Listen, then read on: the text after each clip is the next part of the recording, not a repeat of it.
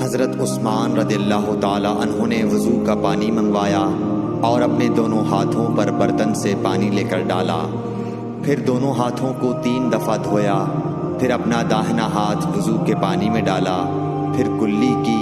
پھر ناک میں پانی دیا، پھر ناک صاف کی، پھر 3 دفعہ اپنا منہ دھویا اور کوہنیوں تک 3 دفعہ ہاتھ دھوئے، پھر اپنے سر کا مسح کیا، پھر ہر ایک پاؤں 3 دفعہ دھویا، پھر فرمایا میں نے رسول اللہ صلی اللہ علیہ وسلم کو دیکھا کہ آپ میرے اس وضو جیسا وضو فرمایا کرتے تھے، اور آپ صلی اللہ علیہ وسلم نے فرمایا کہ جو شخص میرے اس وضو جیسا وضو کرے اور حضور قلب سے 2 رکعت پڑھے جس میں اپنے دل سے باتیں نہ کرے تو اللہ تعالیٰ اس کے پچھلے گناہ معاف کر دیتا ہے۔ صحیح بخاری حدیث نمبر 164۔